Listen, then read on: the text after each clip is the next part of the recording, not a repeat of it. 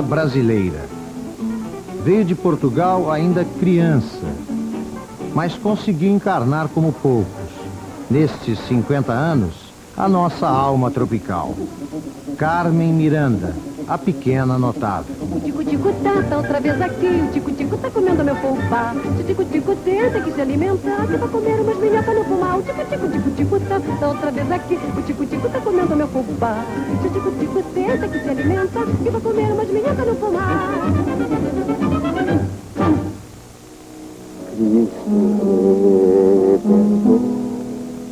Ele era brasileiro até no nome, e em cada uma de suas mais de 500 músicas. Antônio Carlos Brasileiro de Almeida Jobim. Eu gosto de você, a morena vai sambar, seu corpo todo balançar. Carmen Miranda e Tom Jobim tinham a cara do Brasil, mas quando fizeram sucesso no exterior, foram tratados como se tivessem se tornado estrangeiros. Talvez porque não saibamos muito bem quem somos. Por isso, a história destes 50 anos também reflete a trajetória de um povo que, quase 5 séculos depois do descobrimento, continuou buscando a identidade nacional.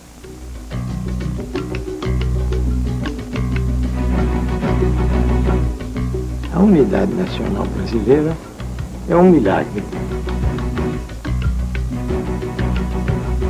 Não dá para você dizer o brasileiro, que não dá para supor que haja um caráter nacional. Brasileiro pode ser louro, pode ser mulato, pode ser índio. O Brasil miscigenou todas as raças, todos os sangues. Isso aqui é uma confusão tremenda, né? Nós somos safos. Eu, né? O brasileiro é safo.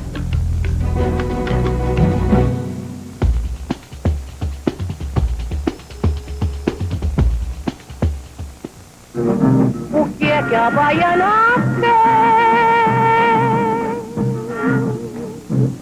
tem? Tem pano da costa, tem. Carmen Miranda já era um ídolo no Brasil quando foi convidada a trabalhar nos Estados Unidos em 1936. Enfeitada tem, e tem graça como ninguém.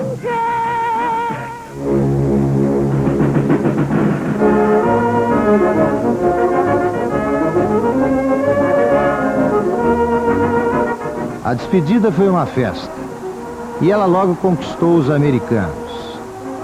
Era a Brazilian Bombshell, a embaixatriz do samba. Carmen Miranda botou a baiana em prender. Ai, ai, ai, ai, ai, I like you very much. Ai, ai, ai, ai, ai, ai. Mas o Brasil não gostou de se ver retratado com todas aquelas bananas na cabeça.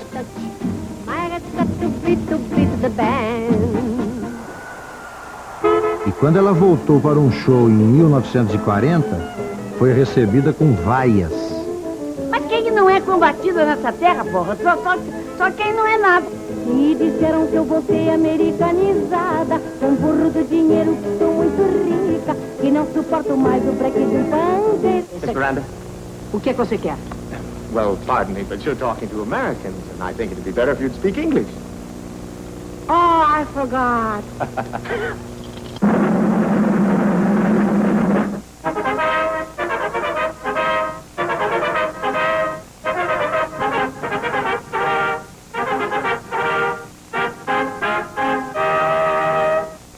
Atenção, Beverly Hills, Califórnia. Faleceu Carmen Miranda. O falecimento de Carmen Miranda ocorreu ao amanhecer de hoje em sua residência, momentos depois de se despedir de amigos que a levaram em casa após...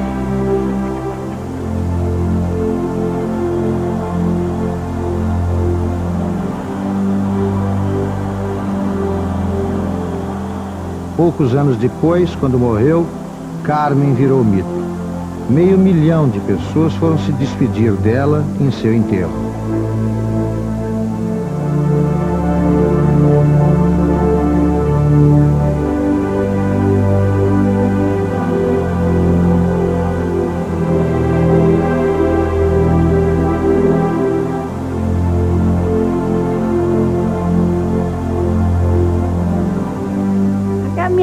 foi um grande gênio da história do Brasil, sem ser brasileira. Tan and young and lovely, the girl from Ipanema goes walking, and when she passes, each one she passes goes, moça do corpo dourado, do sol de Ipanema, o seu avançado é mais que um poema, é a coisa mais linda que eu já vi passar. Garota de Ipanema, uma das canções mais executadas no mundo em todos os tempos. A música brasileira vai de Joaquim Pop nos Estados Unidos. Impressionante.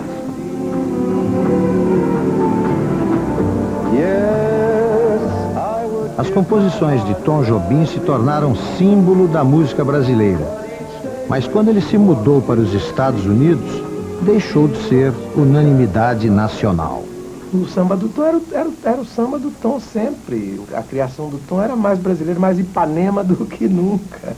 Agora, aquilo saía da fábrica americana, entrava na embalagem, era embalado por uma fábrica americana. Vou voltar, sei que ainda vou voltar. Vou deitar à sombra de uma palmeira que já não há. Jobim já tinha sido vaiado num festival na década de 60. Sua canção Sabiá foi considerada romântica demais para tempos de ditadura. Um amor talvez possa espantar. É o sol, é o dia, é o balanço do mar, é o dom de saber aprender. Depois, não o perdoaram por ter emprestado sua música para um comercial da Coca-Cola. Coca-Cola, isso aí! Tom e Carmen foram vítimas de uma mania nacional. O país vibra quando um dos nossos faz sucesso lá fora. Mas de vez em quando resolve tratá-lo como traidor da pátria. Não sabemos exatamente o que queremos ser. Somos um mosaico de raças e contrastes. O Brasil é feito de muitos Brasis.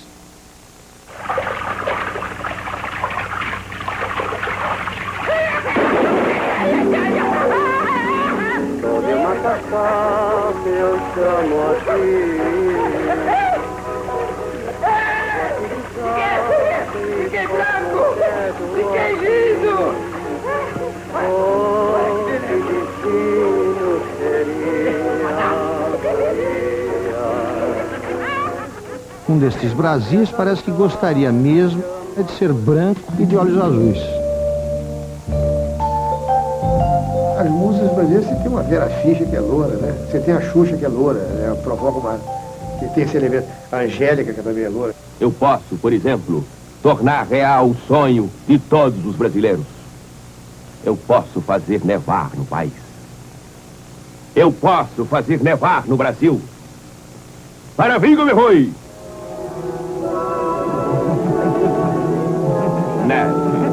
Este é um Brasil que sempre se espelhou lá fora e adora falar língua estrangeira, copiar comportamentos e ideias. Agora, como em todo país civilizado do mundo, o Brasil também tem neve. Todo mundo estudava assim, a colégio francês. Oui, monsieur, madame... Você aprende a olhar o Brasil debaixo de uma lente de que tudo que é brasileiro em geral, se não é ridículo, é de segunda classe, ou é ingênuo, ou é primitivo, ou é elementar.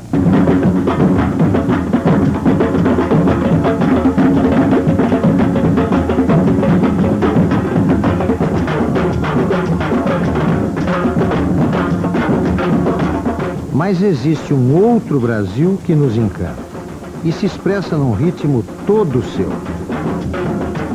Embora houvesse no Brasil toda uma classe média, branca ou negro-mestiça, que se identificava cegamente, quer dizer, com aquela coisa americana, havia, por outro lado, toda uma mestiçagem brasileira, todo um mulato.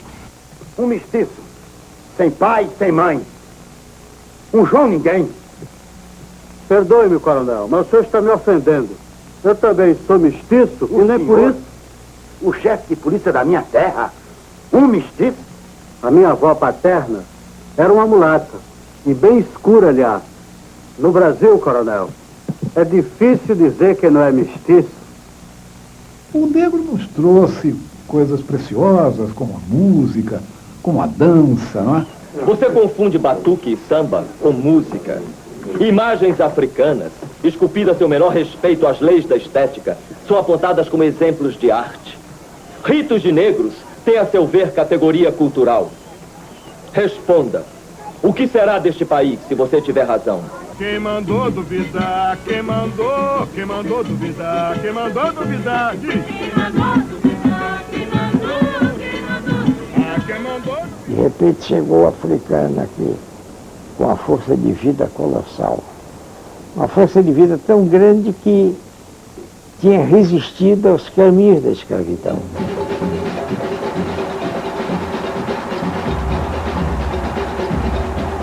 Este é um Brasil mestiço e mulato, que Jorge Amado batizou de o país do carnaval.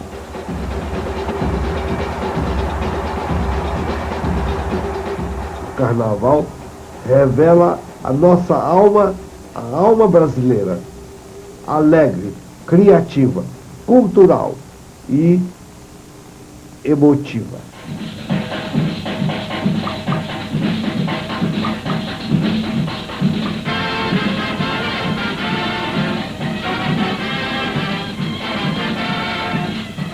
Que sociedade estranha é essa que promove a sua própria orgia, que programa a sua própria desconstrução? Ela mesma se desempacota durante 3 dias e depois se empacota.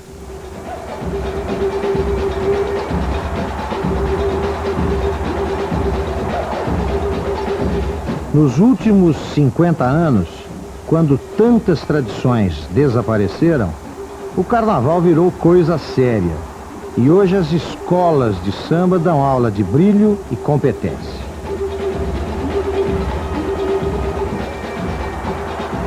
Elas são muito mais coerentes, organizadas, construtivas do que muitas empresas.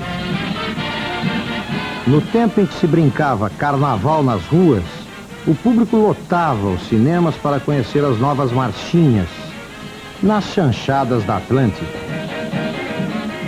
Então todo mundo esperava esse filme de carnaval, que saía sempre uma semana antes do carnaval, para aprender aquelas músicas. Mas a Atlântida não pensava apenas em carnaval. Suas comédias eram um retrato do Brasil daquela época. E são marchinhas que elas criticam e focalizam tudo numa profundidade, com uma sabedoria enorme. A política, a economia, a casa, né? Eu quero uma casa para morar, a cachaça. Você pensa que cachaça é água? Para bom andamento do meu governo, fica instituída a burocracia e criada a letra O. Eles faziam uma sátira, uma crítica aos governos, à sociedade, enfim, ao país, de uma forma alegre. As chanchadas eram o Brasil rindo de si mesmo. Mas num modelo de comédia criado em Hollywood. Porque naquele final da década de 40, só tinham os olhos para o que era a América. Os americanos dominavam o mundo, eles tinham uma tecnologia inigualável, um país extremamente rico, poderoso.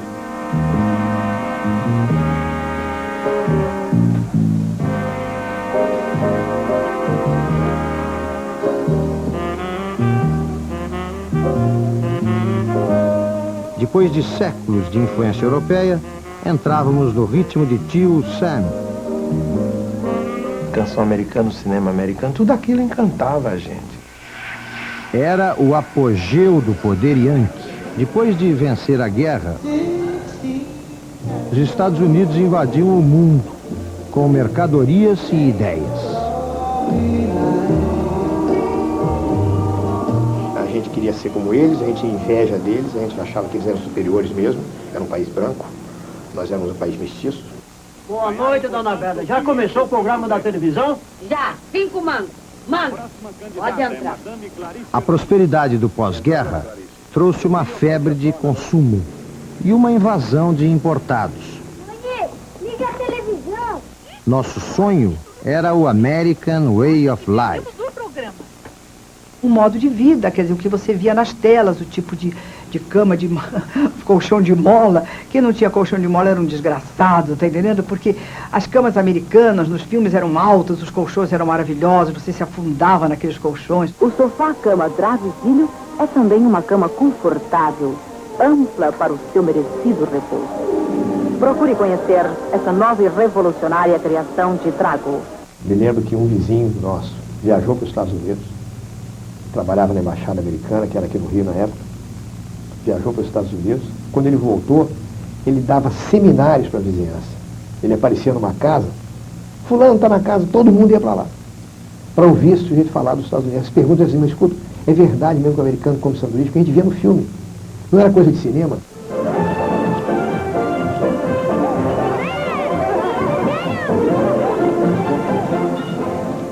Eu era um americanista desinvestado.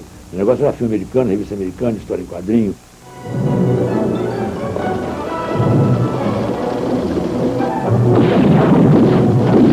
Eu não sabia o que era chavante, nunca tinha ouvido essa palavra, não sabia o que era o índio brasileiro agora. Eu conhecia todas as tribos americanas, né? Sioux, Cheyenne, Comanche, Navarro. E essa invasão cultural do cinema americano teve uma influência muito grande na nossa cultura, né?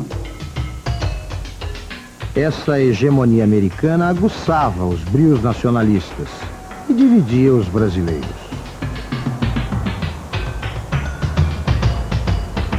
Antigamente era assim, os inimigos externos querem destruir a mãe pátria, vamos nos fechar aqui para que a mãe pátria não seja estuprada.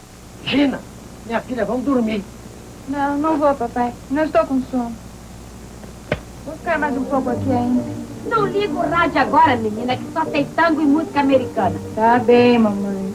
Eu tinha, como bom militante comunista, sempre uma terrível orgeriza, né, aos Estados Unidos, né, naquela época, né. Então eu recusava tudo, né, sectariamente, qualquer coisa vinda dos Estados Unidos, até mesmo a língua.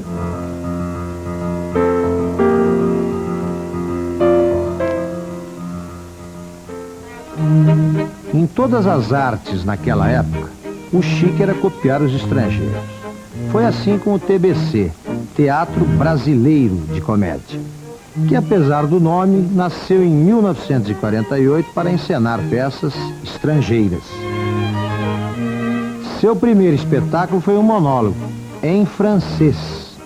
Ele surgiu, aliás, de uma simples aposta de um milionário paulista, granfino, chamado Zampari, com um grupo de granfinos iguais a ele, todos saudosos do teatro francês, do teatro inglês, do teatro americano. Então todo mundo dizia, agora nós temos teatro como nos países civilizados. Os criadores do TBC resolveram dar um padrão internacional também para o cinema e fundaram a Companhia Cinematográfica Vera Cruz, que pretendia ser uma Hollywood dos trópicos.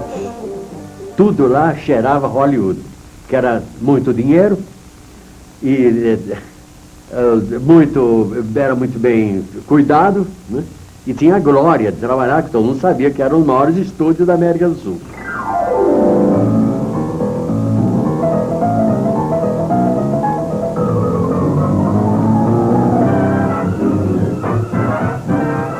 Dos técnicos aos equipamentos, quase tudo era importado, menos as histórias e os galãs. Foram 18 filmes e pelo menos um grande sucesso. O Cangaceiro. Pega a pedreira! Cuidado, gente! Cuidado com a pontaria dele! O Cangaceiro ficou durante 2 anos entre os 10 de maior rentabilidade no mundo. Por favor, senhor Cangaceiro. Essa história já está muito custosa. Tira logo esse retrato. Atenção. 1, 2, 3, 4. Mas na década de 50, o otimismo dos anos JK pôs o verde e amarelo na moda. O nacionalismo passou a dar o tom. Na música e em todas as artes. Com ela, mas ela não me deu bola e me mandou pra escola pra aprender o beabá. Nós éramos um povo que desprezávamos o produto nacional, né? Tudo que era bom era o que vinha de fora, era estrangeiro e tal. E, de repente, nós nos descobrimos, né? Morena, morena, chega pra cá. Morena, morena, chega pra cá. Você vivia num constante embalo, né? De nacionalismo, de crença no Brasil.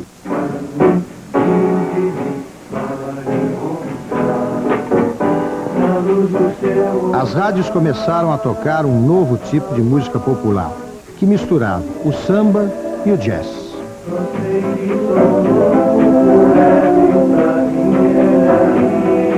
Toda uma geração de garotos bonitos do Rio de Janeiro, abastados, educados, brancos, belos, encantados pela coisa americana.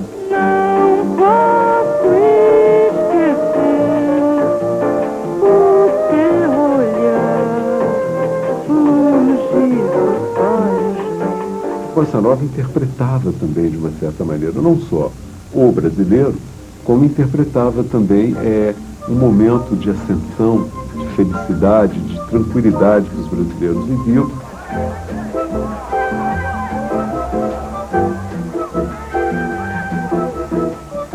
Então, se cria uma música que, ao mesmo tempo, em contradição ao bolero, que é uma música cheia de rompantes, com muito fraseado, com muita dó de peito, ao contrário, uma música que é falar, que é mais falada, que é contida, que é mais sofisticada, que tem alguma coisa do jazz. Se você insiste em classificar meu comportamento diante musical, o país gostou daqueles sambas de uma nota só, mas os nacionalistas acharam americano demais. Bossa nova, que isso é muito natural. Eu me lembro da discussão, há 50 anos atrás, se o rock and roll, se a música americana, a geração Coca-Cola, que era a minha geração, se nós íamos nos acabar. E a Bossa Nova era dada como um exemplo dessa culturação malévola, que o Johnny Alf tinha até mudado de nome, botou Johnny Alf. O Tom Jobim era Tom em vez de Antônio. Chega de saudade, a realidade é que sem ela não há paz, não há beleza. E a música brasileira triunfou, não é? E foi para os Estados Unidos.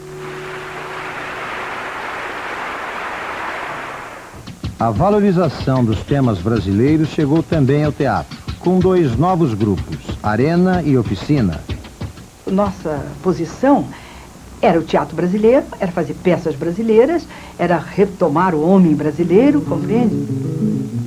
No Teatro de Arena conseguiu interessar principalmente os estudantes, porque começou a retratar a realidade brasileira em seus espetáculos. Então, é preciso mostrar aos donos da terra o poder e a força do santo. O Brasil também surgia nas telas do chamado cinema novo, onde a qualidade técnica não era o mais importante. Bastava uma câmera na mão e uma ideia na cabeça. Se entrega, Corisco! Eu não me entrego ao tenente, não. Através do cinema novo, todas as questões que nós discutimos em política eram discutidas em forma de drama. O próprio Brasil estava se redescobrindo. Com a construção de Brasília e novas estradas, começamos uma marcha para o oeste.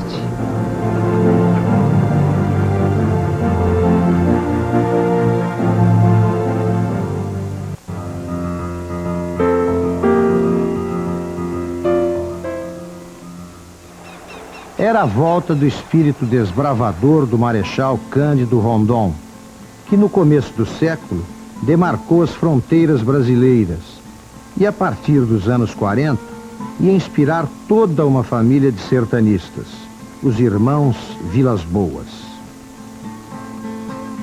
O Brasil era um país de faixa litorânea e o Araguaia era o limite do Brasil conhecido. Os Vilas Boas, Orlando, Cláudio e Leonardo, ajudaram o Brasil a reencontrar um pedaço da sua identidade, o índio.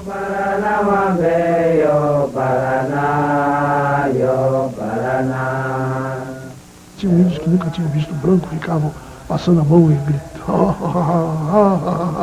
achavam engraçado sem ter barba.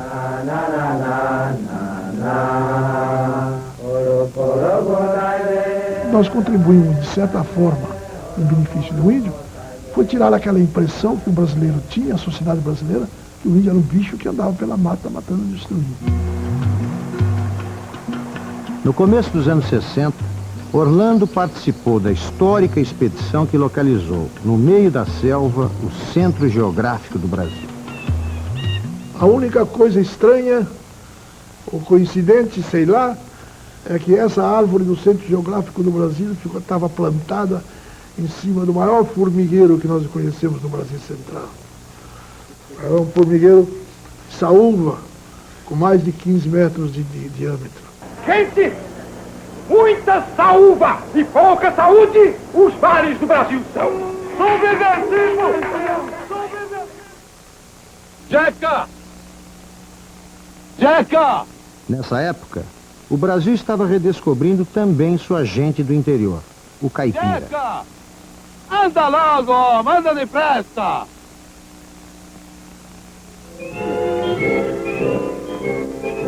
Que foi, seu Jaco? Que Jaco? É Giovanni, meu nome. Seu Giovão, que foi? Eu vim te buscar para você ver o belo serviço que o teu burro fez na minha horta. Agora não dá, porque eu estou muito ocupado. A partir dos anos 50, esse caipira veio em massa para as cidades e chegou até as telas de cinema.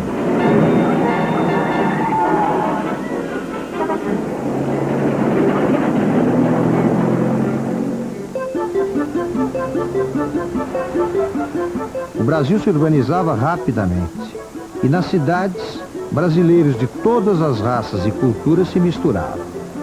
Os brancos, os negros, os ameríndios, os descendentes de tudo isso, o que veio da América, o que vem do Japão, o que vem da Itália. Eu sou Luciano Rinaldi. Falaram o meu nome na televisão. O meu número é esse mesmo. 82-131 82131. Olha aqui o número. As grandes cidades brasileiras tinham se transformado numa Babel de sotaques regionais e estrangeiros. E essa diversidade se estendia também às manifestações culturais. A música, por exemplo.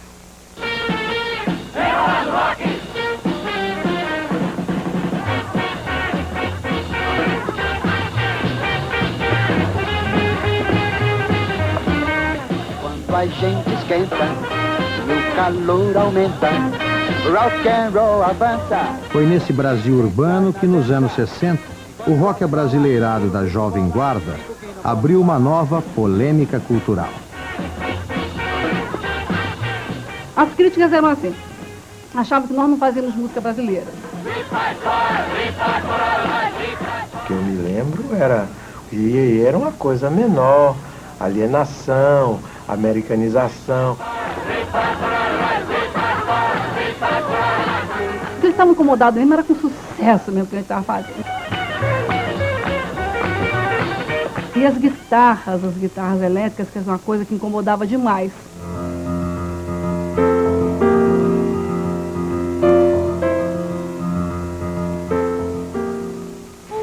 Na estrada, pra lá e vai na vez. Que coisa mais linda, o Paneguinho começou a cantar. Nessa época, a música brasileira também ganhava um novo impulso com os festivais de MPB e se tornava uma bandeira do nacionalismo cultural.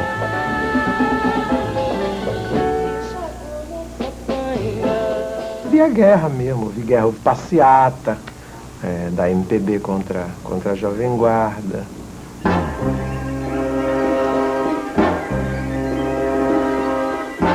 Sobre a cabeça os aviões, sob os meus pés os caminhões, aponta contra os chapadões meu nariz. Mas no final da década surge um movimento que se propõe a misturar tudo: o samba e as guitarras, o Brasil caipira e o moderno, o estrangeiro e o nacional. Era o tropicalismo.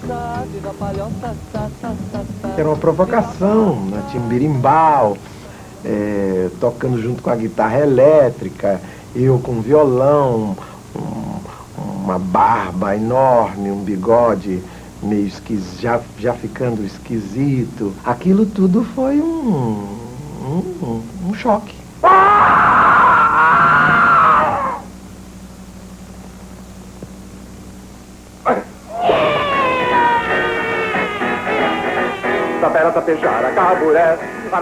O tropicalismo invadia todas as artes e usava alegorias para falar do Brasil, que era visto como uma geleia geral. Toma nota aí, princesa. Parece de construir aqui uma ponte para facilitar a vida do povo goiano.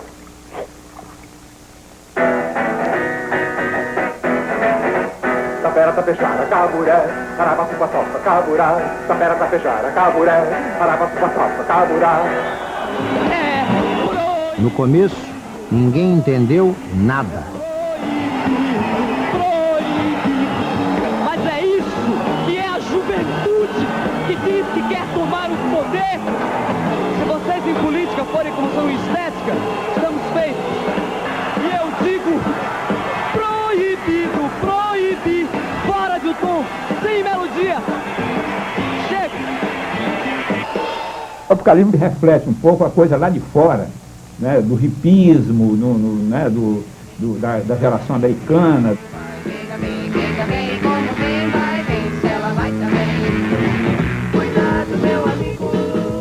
O tropicalismo tentava, de uma certa maneira, buscar uma identidade para o Brasil, uma identidade mais leve e até mais carnavalesca.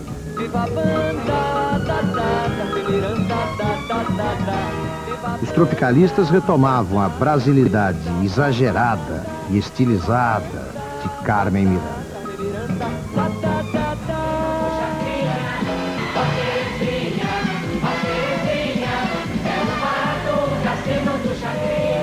E identificavam a cafonice como um traço da nossa identidade. Chacrinha era tropicalista. Atenção, Terezinha! Chacrinha continua balançando a pança e buzinando a música, comandando a massa. E continua dando as ordens no terreiro. Numa época em que apresentadores de TV usavam smoking, Chacrinha se fantasiava como se fosse sempre carnaval. Alô, alô, Terezinha, aquele abraço. Ele tem uma sintonia com a visão do tropicalismo. Primeiro porque ele tem uma característica carnavalesca que o tropicalismo apresentava. Segundo porque ele tem uma perspectiva bem brasileira. Ele queria agradar a gente dele, queria agradar com aquelas preguiças dele. Ele era maravilhoso, um criador de graça.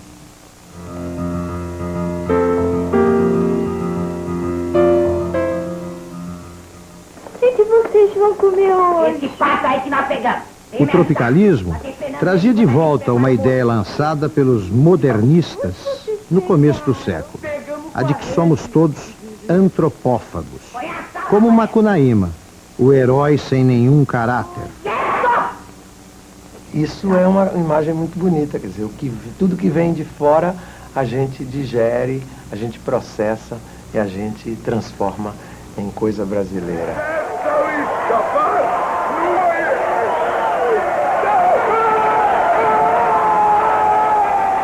O tropicalismo funcionou assim como um elemento de provocação sobre o que é o Brasil, quem somos nós. A crise de identidade que às vezes assola o país tem fases mais e menos agudas. E a própria autoimagem do brasileiro vai mudando um pouco em cada época.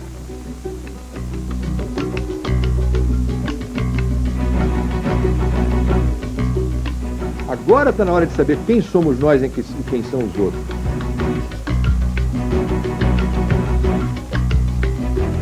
O Brasil em si é um país paradoxal, onde o estudante pinta a cara e o índio estuda.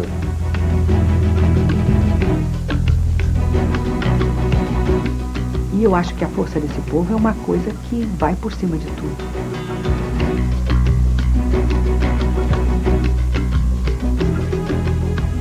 O que o brasileiro precisa é conhecer o Brasil.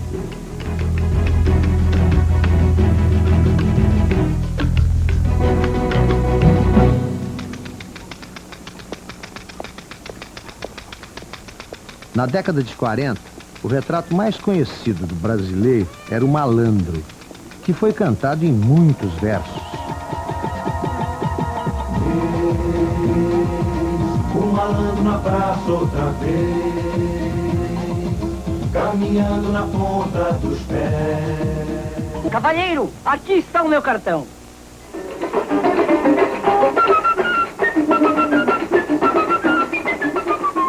Nossa malandragem inspirou até um personagem de Walt Disney, o Zé Carioca.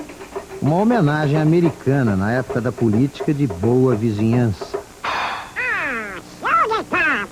Não, cachaça. Que tal uma cachaçinha agora, hein? Saúde.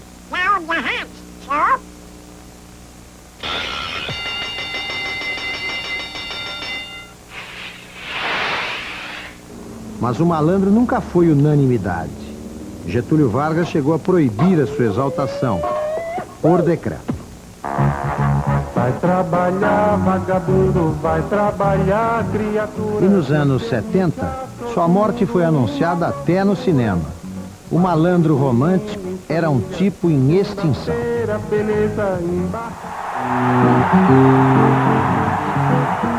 Mais recentemente, quem representa a nossa imagem são os campeões do esporte, que são ídolos de brasileiros de todas as raças e regiões. Chegou a hora dessa gente bronzeada mostrar seu valor. Eu fui a tempo, pedi a... Com os campeões da Fórmula 1, descobrimos uma nova paixão, a velocidade. E levamos a bandeira brasileira para as pistas internacionais. O Ayrton conseguiu não só conquistar os brasileiros, conquistar o mundo todo. Brasil, esquentai vossos bandeiros e que nós queremos cantar. Mas foi com a bola nos pés que nos consagramos. O Brasil é o país do futebol. De repente você vê um time de baixinhos, assim, o Romário, ganhar dos suecos, né, daqueles homens gigantescos. Né?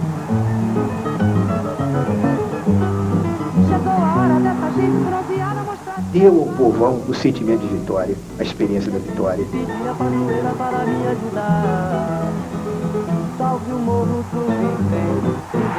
O país do futebol fez de um menino pobre do interior de Minas o homem mais famoso do mundo. O tio Sam está querendo conhecer a nossa batucada. Anda dizendo que o mundo da baiana melhorou seu prato. Vai entrar no curso. Transformou um rapaz de pernas tortas na alegria do povo. Brasil, esquentai vossos pandeiros. E a cada 4 anos, consegue reunir o país inteiro numa única torcida.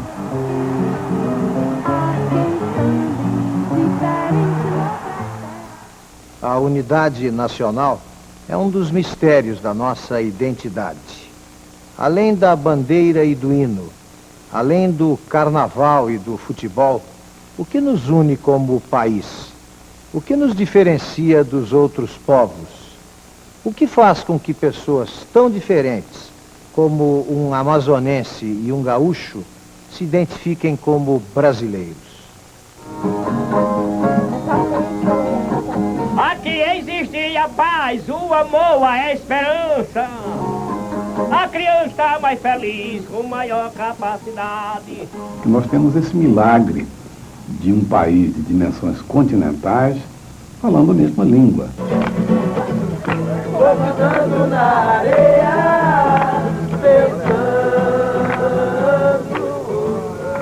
A unidade está na língua, que é mais do que simplesmente um meio de comunicação, porque é uma maneira de pensar o mundo, é uma maneira de recortar o mundo.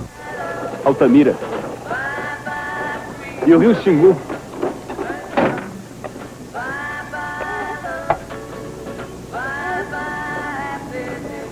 Espinha de peixe. Hã? A partir da década de 70, com a comunicação via satélite, essa unidade da língua ajudou a integrar o país numa grande rede. Como culturalmente o Brasil não está definido, a televisão chega e domina. E domina.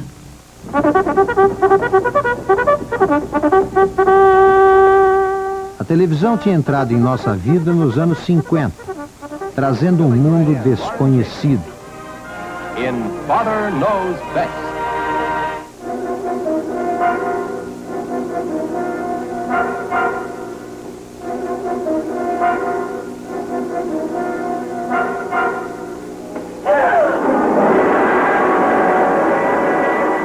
As novelas sempre se passavam num país exótico, né? Nunca se passavam no Brasil, não?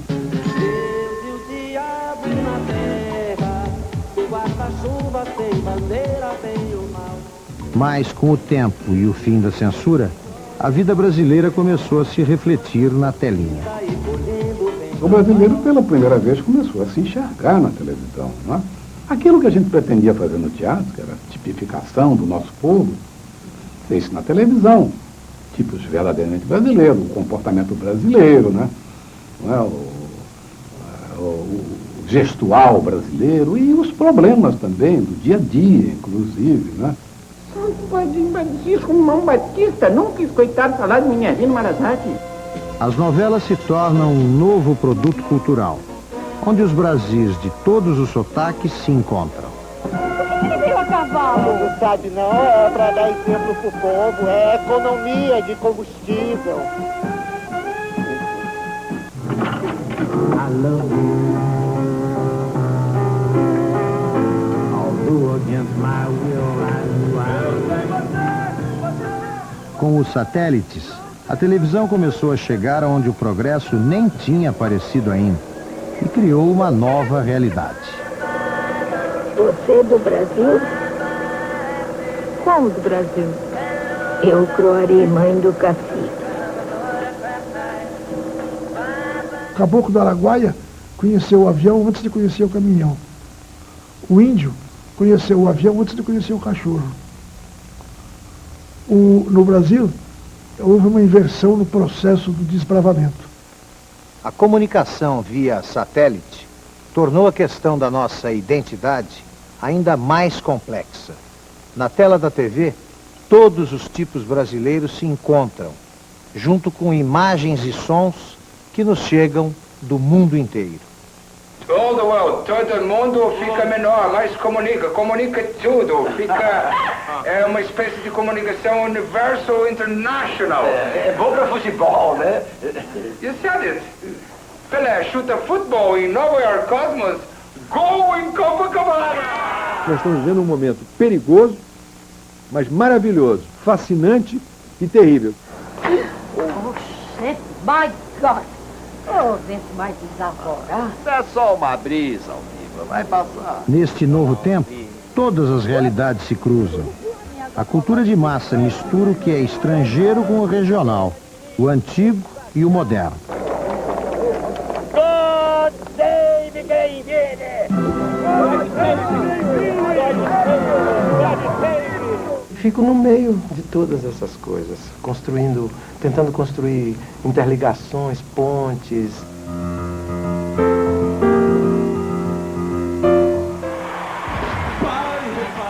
Olha como ela samba, olha como ela brilha, olha que maravilha. Essa crioula tem o olho azul, essa loirinha tem cabelo bombril, aquela índia tem sotaque do sul, essa mulata é da cor do Brasil. Na música, o rock ganha nacionalidade brasileira. Casa com o samba, o baião e até o maracatu. O que é de fora aqui não é mantido como tal, é deglutido, portanto digerido, portanto transformado. Pois São Pedro é do ouro azul, primeiro júbilo entre juntos, passa de tempo primeiro é de batata, os dois igualando posição. Em tempos de globalização, surge um novo interesse pelas coisas brasileiras, pela nossa história e tradições. Nós temos uma base, não é, espiritual, uma base cultural que é muito forte. É muito difícil o esmagamento cultural do Brasil. Quanto mais nos abrimos para o mundo, mais nos tornamos brasileiros e originais, porque temos essa vocação para absorver e misturar coisas diferentes. No passado, fizemos correr nas mesmas veias sangue índio, negro e português. Hoje, influências de todo o Brasil e do mundo inteiro vão criando uma cultura nova e única, a cultura brasileira.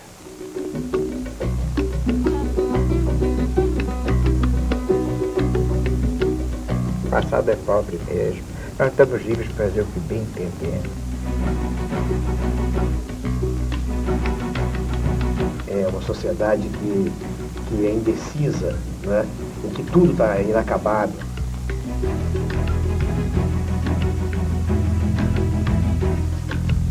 Os índios nos deram um continente para que nós transformássemos numa nação.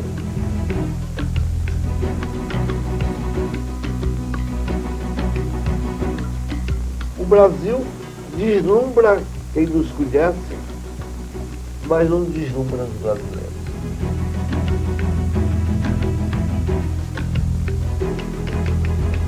Um dia, nós todos vamos acordar e vamos dizer, puxa vida, que país bonito que nós temos. E que povo lindo que nós somos.